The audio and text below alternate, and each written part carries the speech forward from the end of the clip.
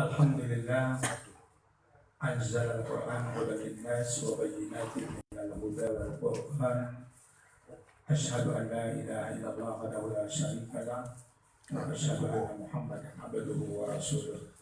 Allahumma shalli wa sallim wa barik ala Muhammad amma ba'du.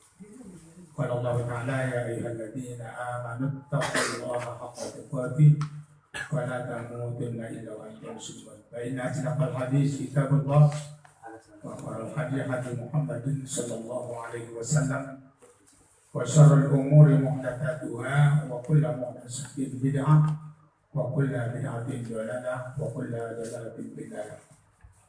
Majelis ta'lim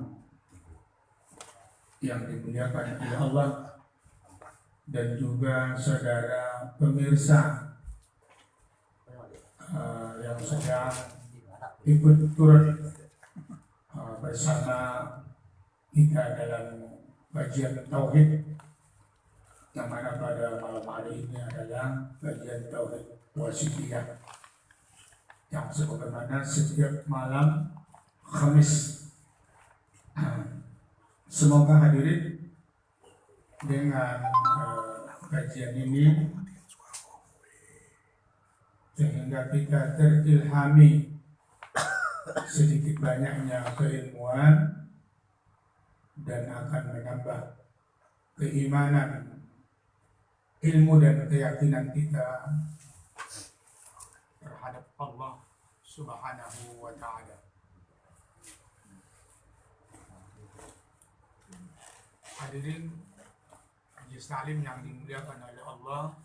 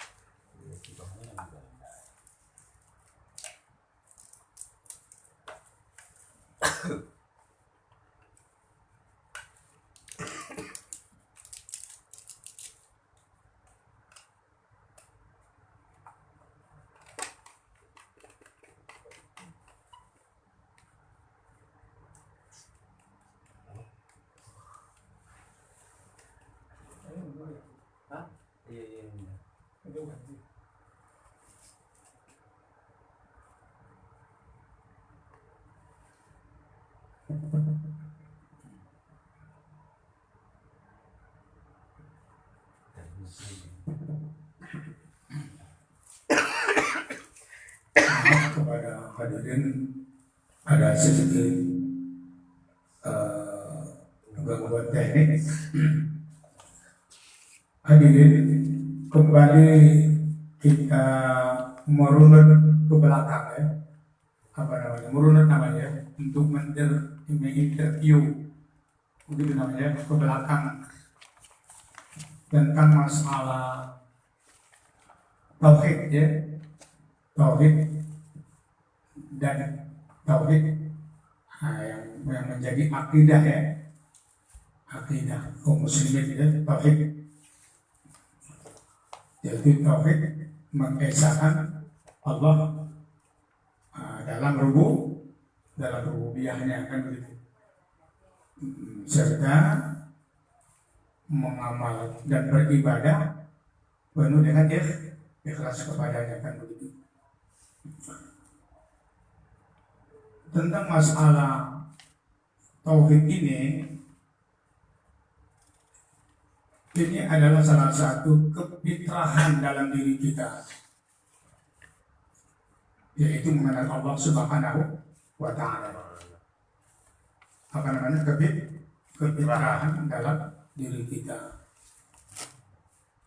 Kita mengambil dalil surah Al-A'raf ayat 172 ya.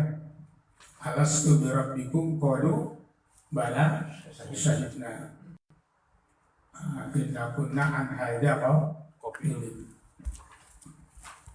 Ketika roh kita di alam rahim, katakanlah dulu di alam belum muncul ke dunia ini, roh kita sudah bersaksi bahwa tidak ada Tuhan kecuali Allah kecuali Allah. Jadi roh kita sudah bersaksi belum lagi muncul ke dunia ini, mengakui bahwasanya tidak ada Tuhan kecuali Allah Subhanahu wa ta'ala. Kenapa Allah lakukan itu? Inna kunna an hadza ghafilin, agar pada hari kiamat nanti tidak ada lagi nanti alasan lalai, ya, di hadapan Allah. Tidak ada lagi alasan lalai, karena kalau dulu di alam roh, di alam rahim sudah mengakui aku Tuhan, kan begitu. Sampailah lahir muncul ke dunia ini. Muncul ke dunia ini, bayi itu dalam keadaan fitrah, dalam keadaan bertauhid, dalam keadaan dinul Islam. Jadi nanti sabda Rasulullah SAW, kullu mauludin yuladu ala fitrah, fa'abawahu yuhawidanihi au yunasiranihi au yumajjisanihi. Setiap bayi yang dilahirkan dalam keadaan fitrah. Fitrah di sini adalah bertauhid, dalam keadaan dinul Islam, dalam keadaan mengakui tiada Tuhan kecuali Allah Subhanahu wa ta'ala. Jadi dalam keadaan fitrah hadirin. Terus bayi tadi dalam keadaan bertauhid.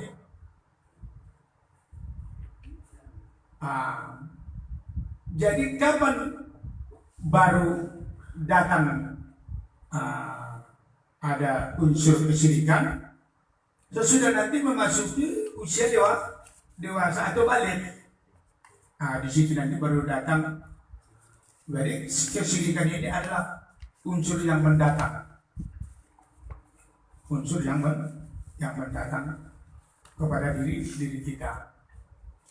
Jadi kita dilahirkan dalam keadaan fitrah, artinya beriman, bertauhid kepada Allah sampai kepada usia pada hadirin rahmatullah. Jadi siapakah kefitrahan yang dipeliharakan oleh Allah Subhanahu wa ta'ala? Kefitrahan yang dipeliharakan oleh Allah, yang dijamin oleh Allah kefitrahannya, fitrah yaitu mengakui tiada Tuhan kecuali Allah, adalah para nabi dan rasul. Jadi para nabi dan rasul itu Allah jaga dan Allah pelihara kefitrahan mereka yang mereka di alam ruh, itu terus mereka bawa sampai mereka ke dunia ini tentang mendakwahkan tidak ada Tuhan kecuali Allah kepada seluruh manusia. Untuk membuktikan tentang kefitrahan, bahwasanya kefitrahan kita adalah mengakui tidak Tuhan kecuali Allah, yaitu para nabi hadirin rahimakumullah. Yaitu para nabi. Kenapa? Karena para nabi, mulai dari sejak Nabi Adam, Nabi Nuh, Nabi Idris, Nabi Hud, Nabi Saleh, yang tidak pernah berjumpa, yang lain daerah, yang zaman itu tidak ada universitas. Apakah ada universitas Nabi? Sekolah Nabi? Tidak. Universitas Tauhid Nabi? Tidak ada hadirin. Tidak ada.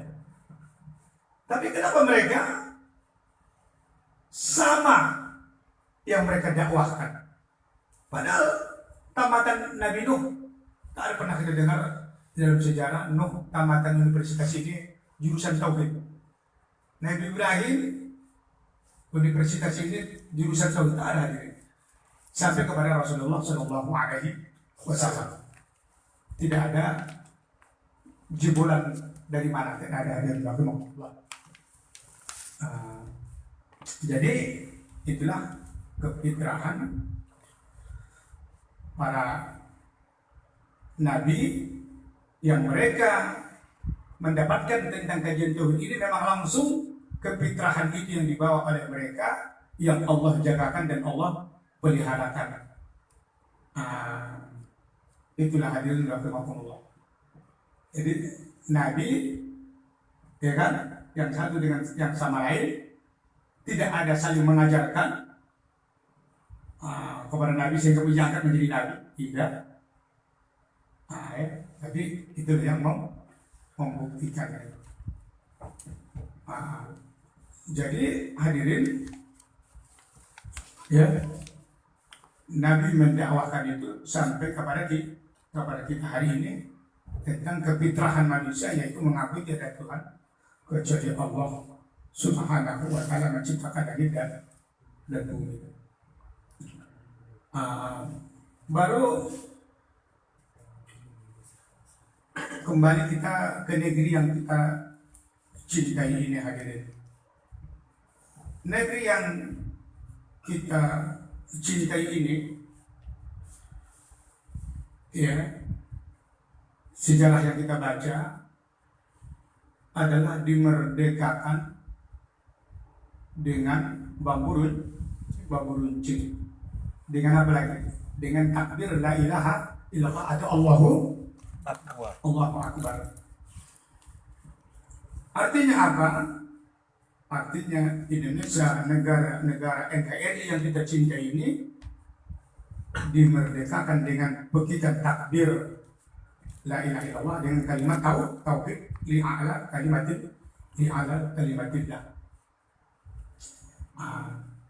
Itulah yang sampai hari ini kita cicipi dan kita nikmati negara yang bercorak ragam suku dan bangsa.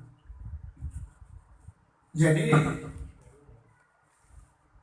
agama tauhid yang ada di negeri kita yang kita cintai ini harus kita pertahankan, harus kita dakwahkan dan kita kembangkan.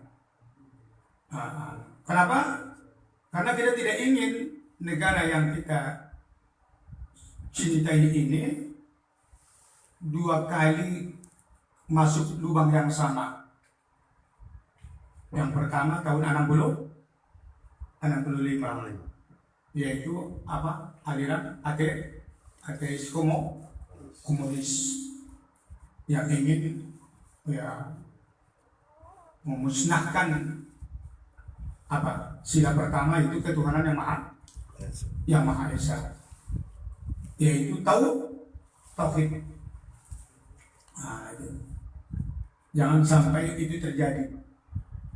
Jadi hadirin, kalau kita anti terhadap ateis atau komunis karena sangat berbahaya bagi kita, maka kita para ustadz, asatidz dan juga para dai-dai, jangan kita anti terhadap ateis atau komunis sementara kita tidak kembangkan ajaran tauhid. Jadi kita bendung, ya, ajaran katakan komunis ini dengan ajaran tauhid. Ingat hadirin, siapa pendiri komunis yang terbesar? Kalau di Soviet, siapa namanya? Vladimir Lenin ya? Vladimir Lenin itu tahun 1912 kata silap saya, sempat jaya berkuasa 1917 dan runtuhnya 1991 atau 90 atau 91. Yang ketiga itu mendukung apa namanya, manusia berasal dari teori Darwin ya, yang waktu itu mereka mendukung teori Darwin, manusia berasal dari kerang. Jadi hadirin, kalau begitu koro-koro yang di hutan, kera yang ada di hutan adalah yang tak berhasil jadi manusia. Karena kalau itulah teori Darwin, kan manusia berasal dari kerang. Jadi bagi yang belum ada orang rumahnya, coba dulu kurung dulu kera betina. Mudah-mudahan kera betina tadi menjelma menjadi seorang wanita. Mana tahu, mudah-mudahan kan begitu. Kenapa teori ini yang diangkat? Agar, ya, kita tidak, agar hilang dari benak kita asal manusia dari Adam alaihissalam. Kenapa? Karena Adam bertauhid.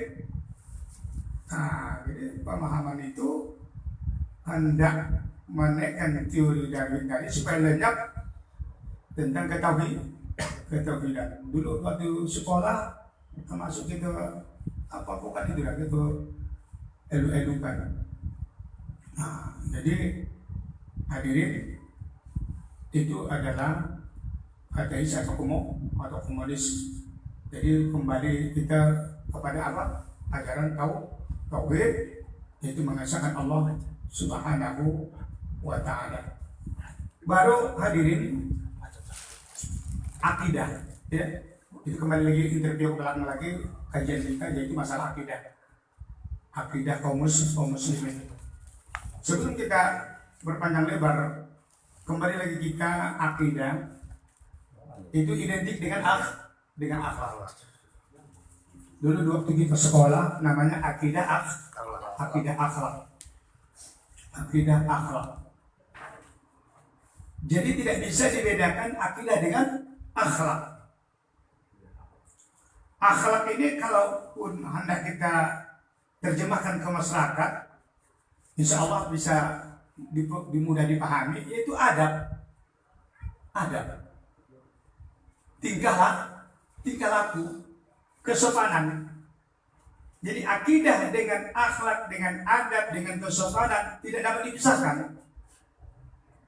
Apabila akidah tidak ada, maka akhlak pun hilang, adab pun hilang, kesopanan pun hilang. Itu hadirin.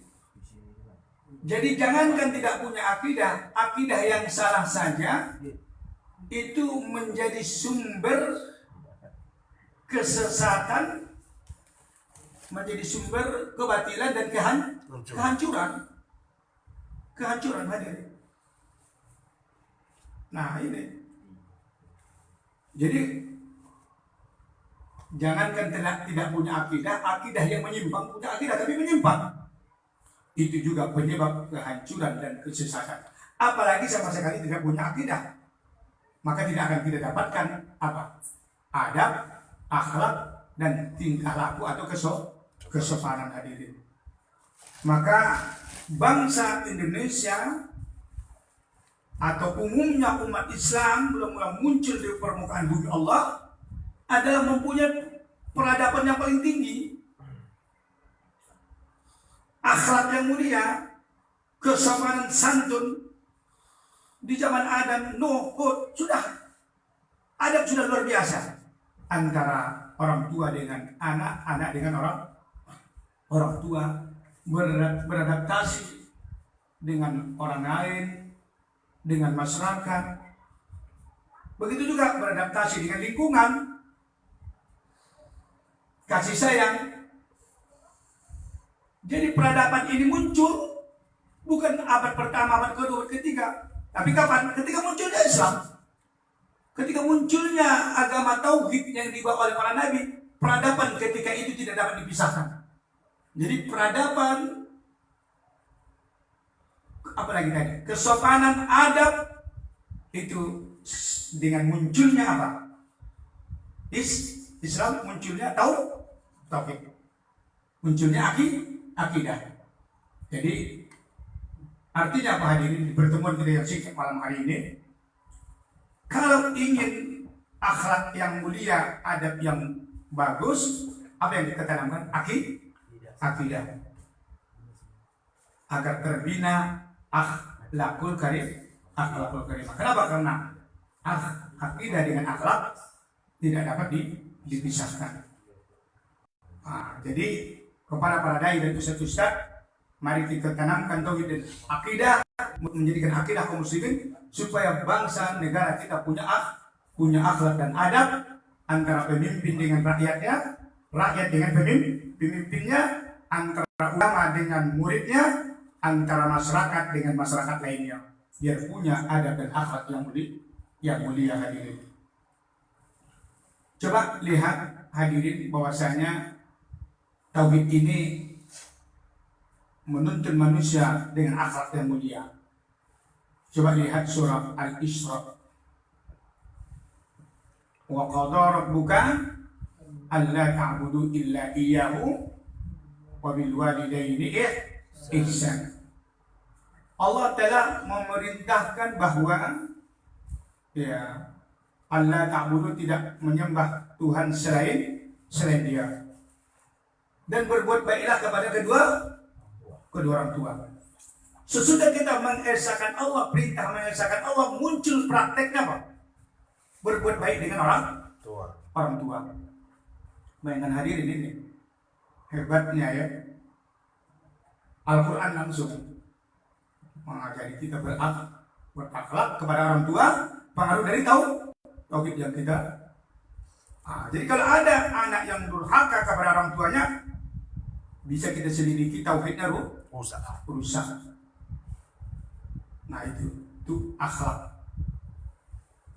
Udah. Begitu juga dengan akhlak kita seorang guru kepada murid-murid kita. Dan akhlak ulama kepada masyarakat dan lainnya. Itu hadirin.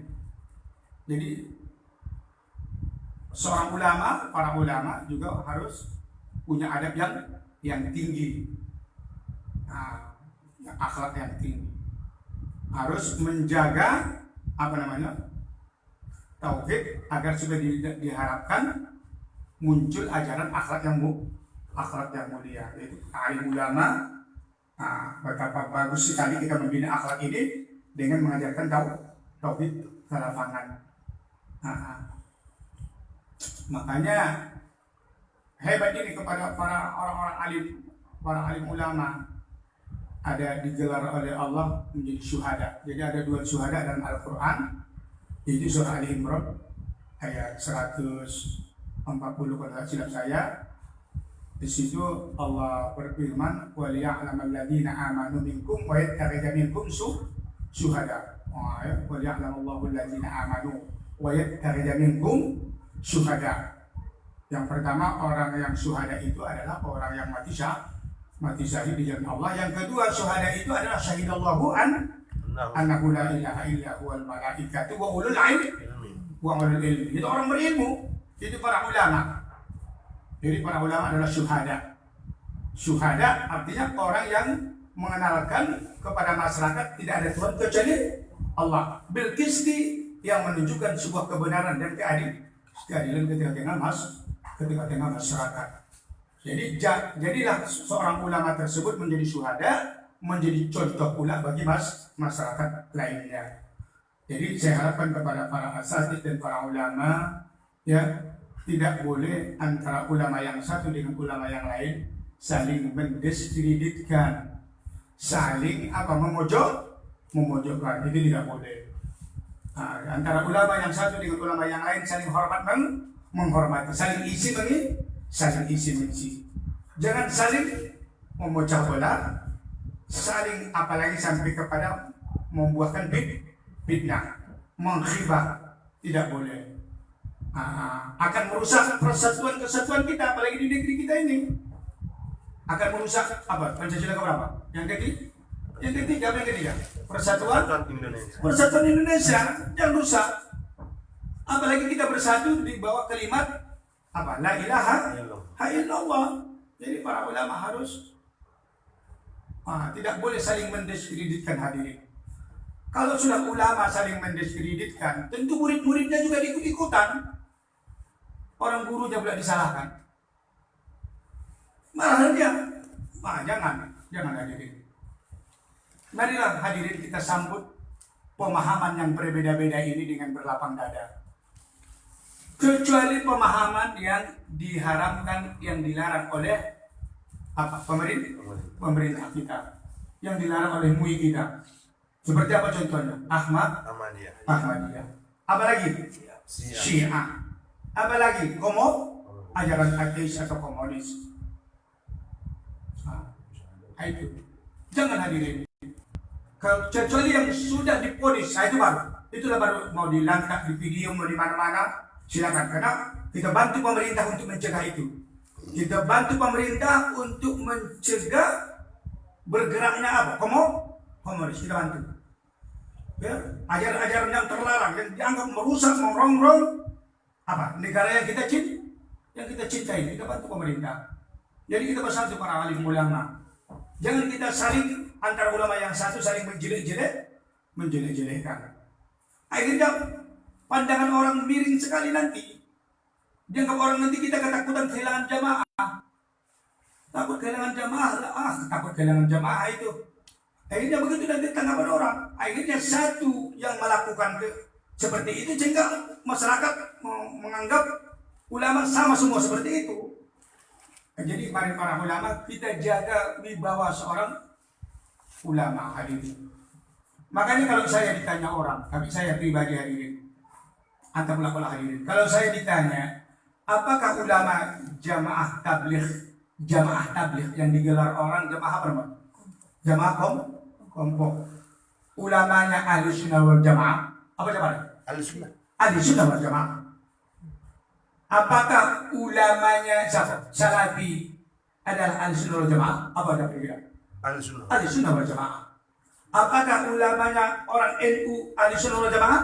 Ahli sunnah wal jamaah. Apakah ulamanya Muhammadiyah ahli sunnah wal jamaah? Ahli sunnah wal jamaah. Jadi kalau sudah ahli sunnah wal jamaah, kenapa lagi saling mendiskreditkan?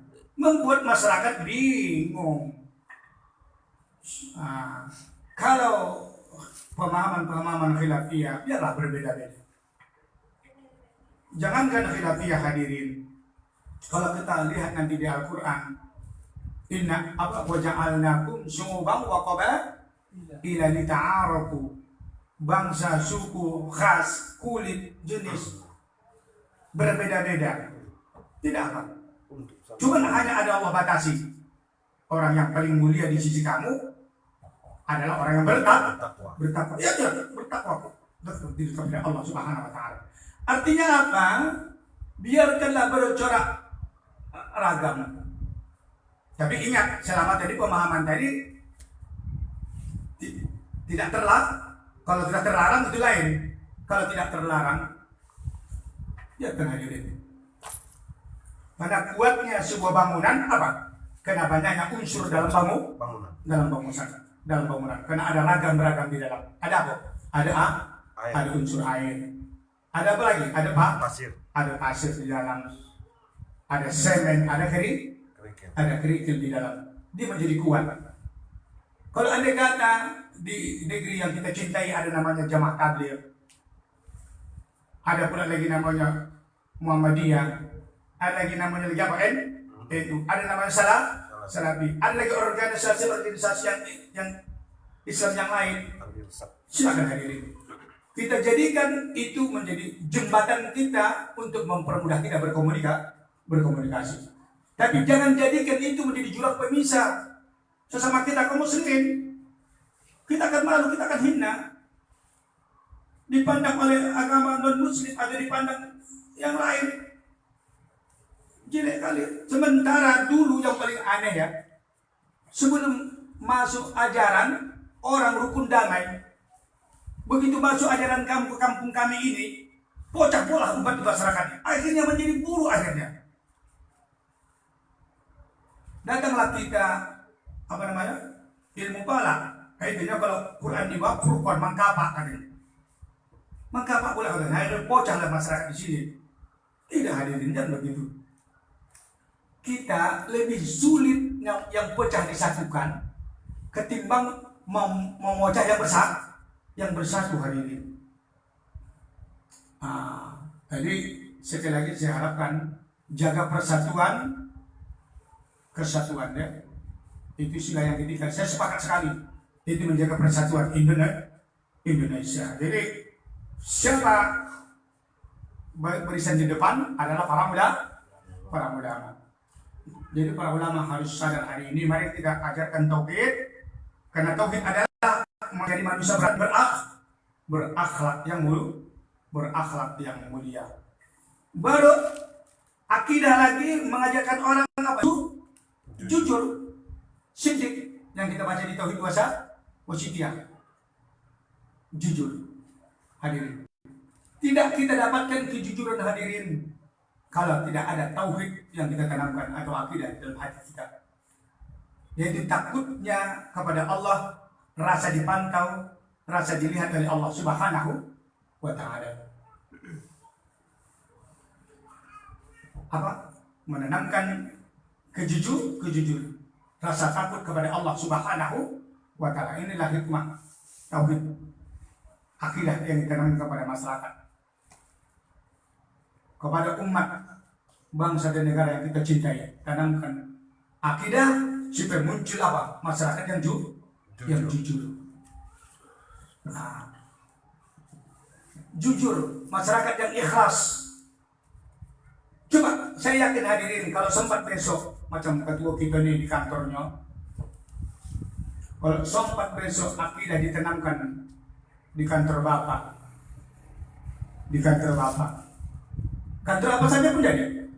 Itu kesempatan bagi Bapak menanamkan tauhid dan akidah kepada bawahan Bapak. Bapak berjuang dengan kekuasaan Bapak, yaitu menanamkan tauhid dan akidah. Insya Allah akan muncul orang-orang yang Bapak kepalai di bawah, orang yang jujur dan ikhlas. Orang yang jujur dan ikhlas.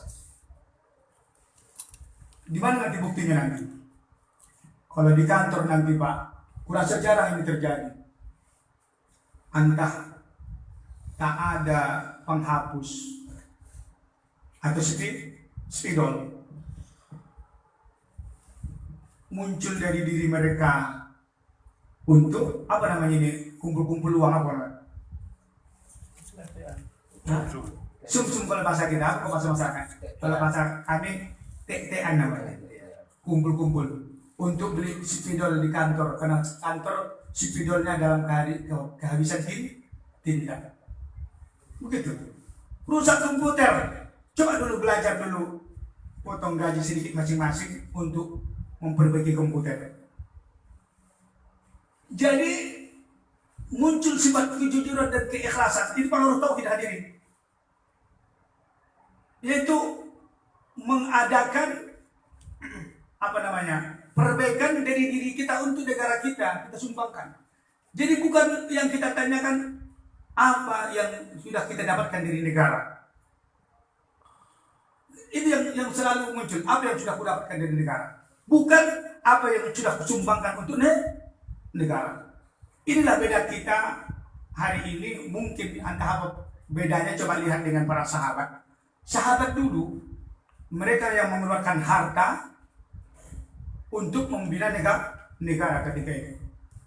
Kalau orang itu duit ini sumbanganku untuk negara. Kalau hari ini bagaimana uang dari negara itu masuk ke kantong. Itu kalau dalam bahasa sekarang apa namanya? Korupsi. Coba dulu kasih malu dulu para korupsi tadi apa? Para bawahan-bawahan tersebut, coba dulu lakukan itu. Rusak komputer, keluarkan duit masing-masing. Nah, menyumbang. Apa sekarang nanti ada di kantor kurang? Coba. Ini tidak. Yang tak rusak bilang rusak, biar keluar uang kas negara. Yang sipidol pun yang masih bertinta bilang kan, sipidol 2 yang butuh, tulis berapa? Tulis 10. Hancurkan negara. Satu kantor lagi begitu, hancur. Coba mulakan dalam satu kantor. Oh, apa tak ada? Oh, rusak komputer. Udah, kau salah laporkan negara. Mari kita sumbang. Nah, kalau ada pengawas Pak, kemarin komputer rusak, sekarang sudah duit kami yang memperbaikinya. Diganti, jangan ganti Pak, biarkan. Kami ingin melahirkan sifat kejujuran dan keikhlasan kami untuk negara kami. Biar supaya nanti anak cucu kami punya negara. Kurasa si pengawas pun kurasa malu. Iya pula ya. Begitu juga seterusnya. Insya Allah saya yakin untuk membuat malu para koruptor, begitu kita buat. Yang bawahan tersebut, biarlah hadirin. Rugi-rugi kalau gaji Bapak 4 juta, mengeluarkan 200.000. Entah apa mau perbaiki, kursi rusak, atau beli kursi. Coba tunjukkan dulu. Kita pulang, ada yang sanggup dan itu. Kenapa kita tak berpikir sudah puluhan tahun kita dibesarkan oleh negara tersebut, sampai bermobil mewah, sampai segala macamnya. untuk mengeluarkan 200.000, 300.000 untuk kebutuhan kita dalam kantor, untuk beli spidol, udah masukkan ke negara-negara, hancur negara, tumpur negara. Anak cucu kita besok boleh jadi tidak punya apa? Tak punya negara hadirin rahimakumullah. Ini baru dari mana? Tahu? Tauhid hadirin. Tanamkan tauhid hadirin. Insya Allah akan kita dapatkan nanti pegawai-pegawai kita orang-orang yang jujur. Begitu hadirin rahimakumullah. Ya. Jadi mari kita tanamkan akidah. Akidah akan memunculkan akhlak. Yang kedua tadi apa? Kejujuran hadirin rahimakumullah. Baru yang berikutnya, akidah yang kita tanamkan ini lagi akan memunculkan kita apa lagi? Jiwa pejuang. Ada jiwa pejuang dalam diri kita. Kenapa? Karena pengaruh dari akidah ini mendorong kita Pak untuk menyebarkan dan mendakwahkan agama tauhid ini di jalan Allah Subhanahu wa taala kepada seluruh manusia dan masyarakat tanpa terkecuali, terkhususnya kaum muslimin. Ajarkan tauhid ini baik kepada para masyarakat, kepada penguasa. Kita sampaikan tauhid ini dengan lemah lembut, tidak boleh kasar hadirin rahimakumullah. Ya. Udah, itu yang berikutnya. Baru yang berikutnya hadirin, kembali lagi kita menginterview tentang pemahaman-pemahaman yang salah dan keliru. Ini selalu dimanfaatkan ya, tentang memahami makna la ilaha illallah. Ada pemahaman yang salah. Nanti lihat kajian kita di subuh Ahad tentang makna syahadat, tentang makna la ilaha illallah. Hadirin, di dalam kajian tauhid ini kita butuh ilmu. Kita butuh ilmu betul, didudukkan dan dipelajari, ya. Dan ilmu tauhid ini tidak dapat dari mimpi atau ilmu laduni. Ini harus memang dituntut dan dipelajari. Udah, di mana pemahaman la ilaha illallah yang salah, yang selalu dimanfaatkan oleh katakanlah dulu para pendai ada memakai jurus, namanya jurus syur sama jurus palak. Jurus syur sama jurus palak. Kenapa begitu kau sampaikan syur aku? Kenapa begitu kau sampaikan palak aku? Jangan hadirin. Ini penting sekali saya sampaikan kepada saudara pemirsa di mana saja berada. Ini kenapa sebelum lanjut tauhid ucitiyah kita, ini bisa saja makna malam hari ini adalah evaluasi dari tauhid yang sudah kita baca, ya, supaya kita tidak kehilangan jejak membaca yang di atas, kembali kita selalu mentertiup belakang. Jangan tafsiri la ilaha illallah, ada penafsiran salah. La itu nabi, ilaha mampi, illa isbat, illallah labdi jalalah musbit. Udah, artinya apa? Tidak ada Tuhan yang berhak disembah kecuali Allah, dan mengamalkan seluruh konsekuensinya, menafikan segala bentuk kesyirikan. Itu sesingkat-singkat makna daripada la ilaha illallah. Tetapi hadirin, selalu di lapangan, bahkan di buku-buku dan di kitab-kitab juga bertebar di lapangan, menafsirkan la ilaha illallah itu dengan penafsiran-penafsiran yang tidak kita dapatkan di kitab-kitab besar hadirin. Tapi penafsiran itu sepintas lalu, ya, bagi yang kosong, enak mendengar dan membuat sebuah kekuatan di dalam dirinya, kalau saya artikan doktrin menimbulkan sebuah doktrin itu tadi. Jadi yang menyampaikan pun juga tidak paham, asal dibukanya buku itu pun mungkin belum pernah duduk dipahaminya. Dia pakai jurus dua tadi, jurus apa pertama tadi? Yang kedua jurus pala dikonsumsi pula. Dari sinilah muncul berkembangnya pemahaman apa namanya? Radikal.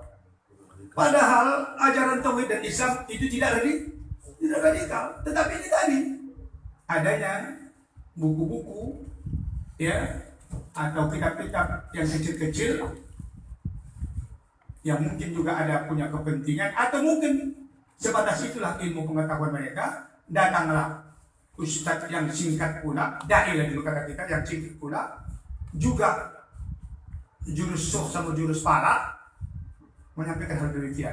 Di mana penafsiran salah? Coba pasti hadirin nanti senang mendengarnya. La ilaha illallah ditafsiri dengan apa? Tidak ada pencipta kecuali Allah.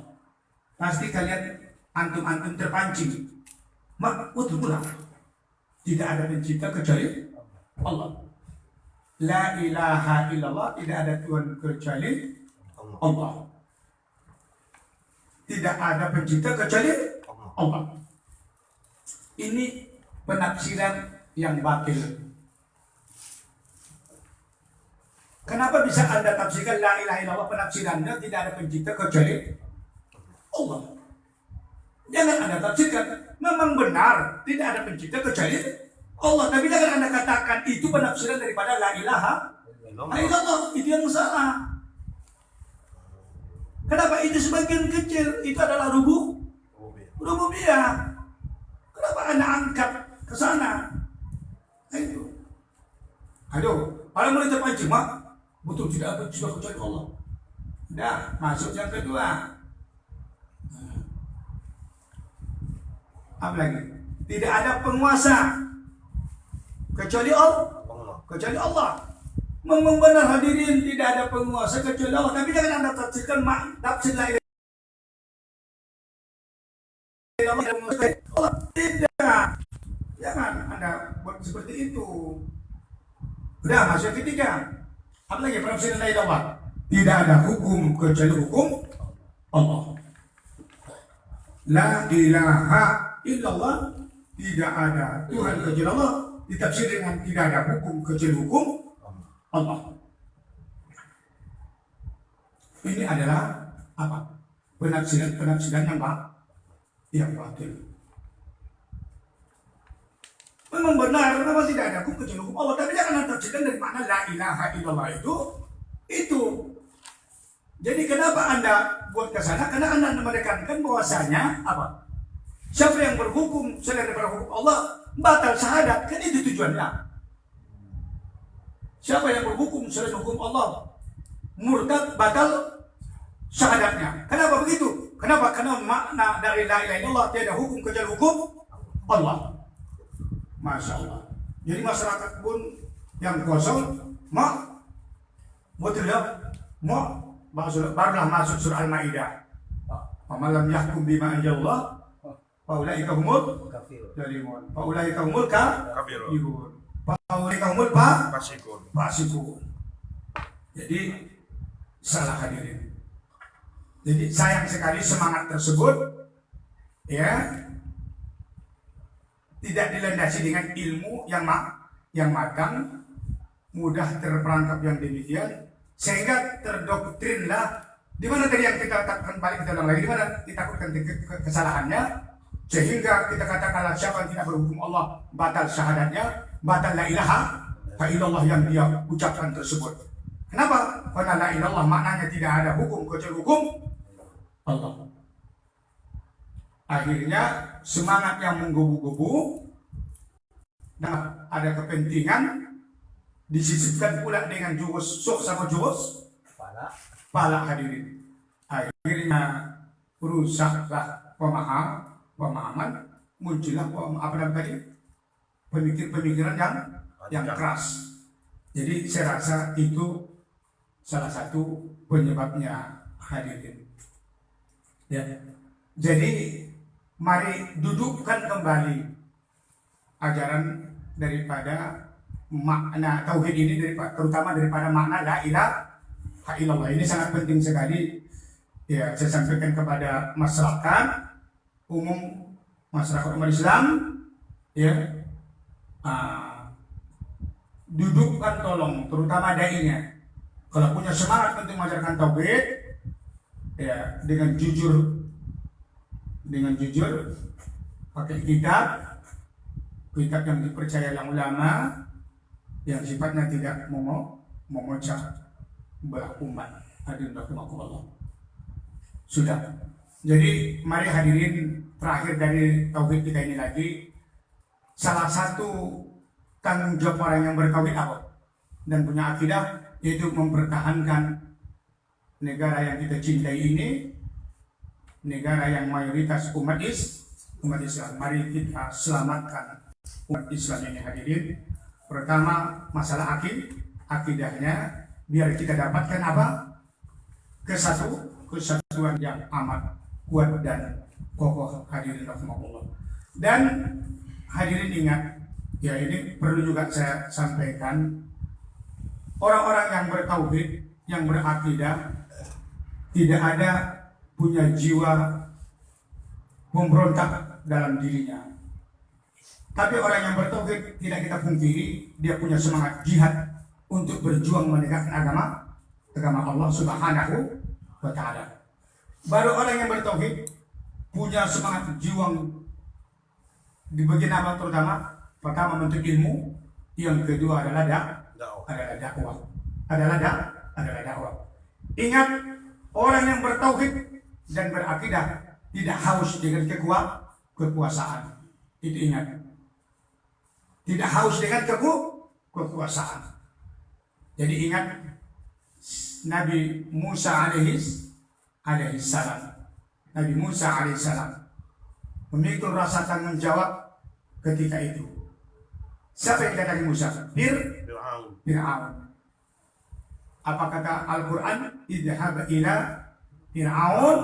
Wahai Musa, pergilah kau berangkat mendatangi Fir'aun. Fa'innahu to'o, karena dia sudah melampaui batas. Fakul halaka ilaan tazakka. Katakan sama dia, fakul halaka, apakah kau ondak antazakka, membersihkan diri, wa ahdiyaka ila rabbika fataksa, biar supaya kutuntun engkau ila rabbika, kepada Tuhan engkau, fataksa, supaya ada rasa takut kau kepada Allah. Kenapa? Karena Fir'aun adalah salah satu ayah angkat siapa? Ayah angkatmu Musa. Begitu.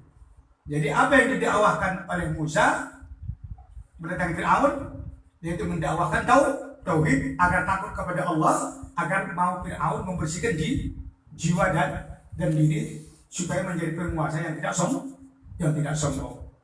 Jadi tidak ada kita dapatkan sebuah dalil Musa yang punya akidah tauhid yang kuat, harus Musa bawa pasukan agar Fir'aun turun dari bangku tahta, biar saya naik jadi penguasa. Tak ada di dunia Allah. Jadi tidak pernah kita dapatkan ada dalil Musa menyuruh Fir'aun turun dari bangkunya, biar supaya Musa jadi raja. Tak mau. Kenapa? Karena visi misi orang-orang bertauhid dan akidah bukan haus kekuasaan, tetapi apa? Mengajarkan tauhid dan akidah. Itu ingat sekali lagi. Itu masukan kepada kita dan semuanya hadirin. Kalau ada mendoktrin kita harus begini, pemimpin kita ini togut, ini kafir, kita harus turunkan dia segala macam, jangan hadirin. Jangan ikutan. Manfaatkan dan gunakan negara yang ada nih, dengan pemimpin yang ada nih. Tak susah-susah kita lagi membentuknya. Kita para dai dan ustaz, kader saja di bawah ini. Inilah yang bakal naik 10, 15, 20 tahun ke depan. jadi apa? Jadi lurah, jadi apa lagi? Pengulu, jadi apa lagi? Camat, wali kota, jadi gubernur, jadi presiden hadir. Jadi hansip, jadi polisi, jadi apa lagi? Jadi tentara. Dari bawah kita hadir. Tak susah-susah kita menurunkan yang sudah sah, menghancurkan yang sudah sah. Kalau kita turunkan yang sudah sah, kita hancurkan, belum tentu pula sepakat orang mengakui kita pula.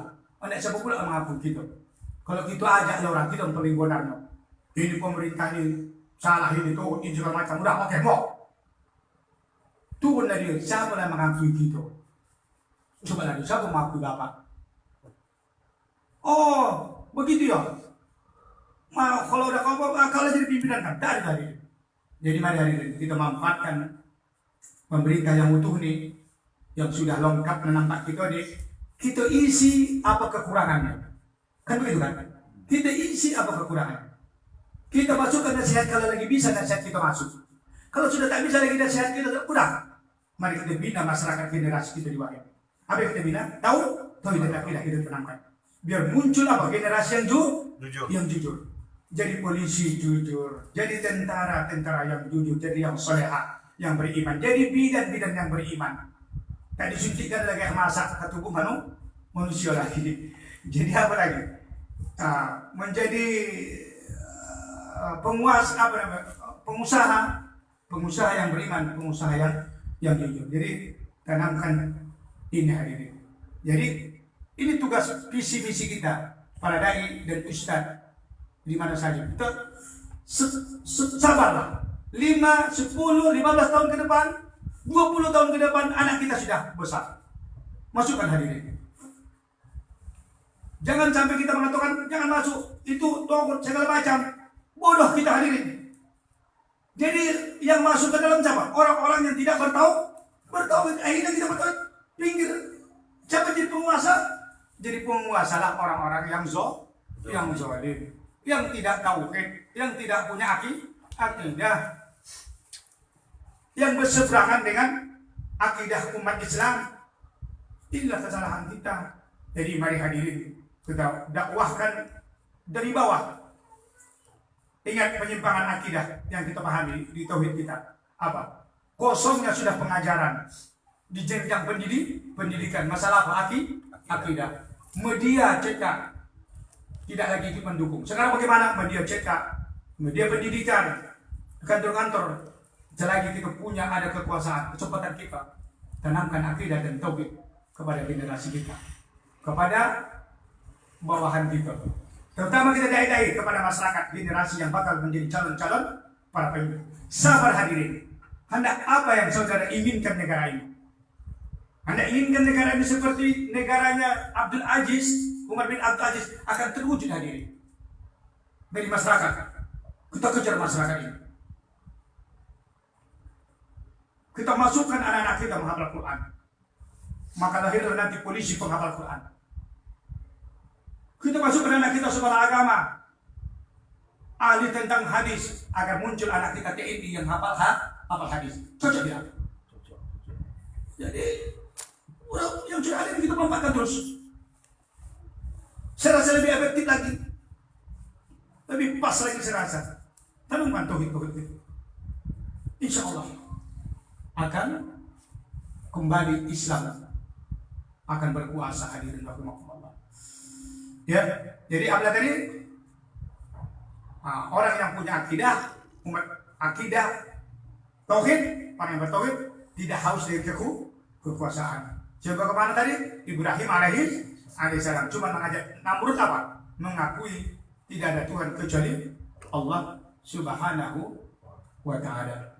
Jadi hadirin saudara pemirsa di mana saja berada yang sedang memantau daripada tauhid kita malam hari ini memang sengaja saya mengevaluasi kembali dari kajian-kajian tauhid yang sudah kita baca, agar kita tidak kehilangan jejak apa yang kita baca. Semoga kita tumbuh semangat yang kuat, yaitu menanamkan tauhid dan akidah kepada generasi-generasi kita, kepada masyarakat kita. Dan begitu juga saya tekankan kepada para berjuanglah ya, para penguasa-penguasa yang soleh dengan kesolehan, dengan kekuasaan yang antum miliki ya. Begitu juga berjuanglah para pengusaha-pengusaha dengan harta-harta yang Anda miliki untuk Islam, untuk agama Allah Subhanahu wa taala, agar negara kita ini tidak dirongrong oleh pemahaman-pemahaman, apakah itu komunis, ateis, apakah itu Rafidhah, yang tujuannya untuk menghancurkan negara kesatuan yang sudah mati-matian diperjuangkan oleh nenek dan atuk-atuk kita dulu dengan pekikan takbir Allahu Akbar. Saya maknakan itu adalah pekikan tauhid dengan bersenjatakan bambu runcing. Kita hari ini hanya tinggal mencicipi hadirin. Tapi kalau kita cicipi, tapi kita jaga terus, saya yakin dan percaya ini akan terpelihara. Tapi hadirin, kalau kita lupa dengan perjuangan mereka, lalu kita hancurkan, saya yakin tinggal hanya beberapa tahun lagi, tenggelamlah. Bagaimana pula dengan generasi kita di bawah? Hancurlah hadirin. Rahimakumullah.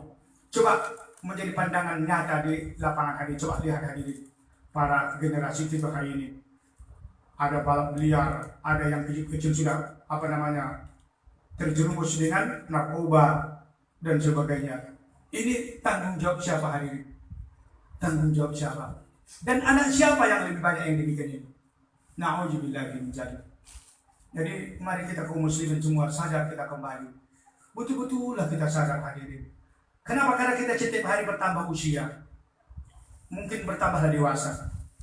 Ditambah pula lagi dengan bertambah mengaji dan kajian. Insya Allah akan sejalanlah kedewasaan dengan ilmu yang dimiliki. Semakin tunduklah kita, sebab laksana padi. Insya Allah. Kenapa? Karena kita semakin hari semakin mendekati liang lahat dan liang kubur. Segala apa yang kita perbuatkan akan diminta pertanggungjawaban kita di hadapan Allah Subhanahu wa taala. Jadi saudara pemirsa, saya mohon maaf kepada hadirin. Andai kata ada penyampaian saya ini menyinggung perasaan antum, ada tidak sesuai dengan pemahaman yang antum pelajari, ya, saya mohon maaf. Kalau bisa hendaknya antum bisa memahami dan menyelami. Ya, dari apa yang saya ungkapkan ini, insya Allah tidak lari daripada tujuan-tujuan akidah umat Islam. Hanya waktu dan tempatlah yang memisahkan kita. Mari kita serahkan diri kepada Allah Subhanahu wa taala. Kekurangan dan kehilangan saya mohon dimaafin. Sampai di sini dulu, maka saya serahkan mikrofon ini kepada moderator.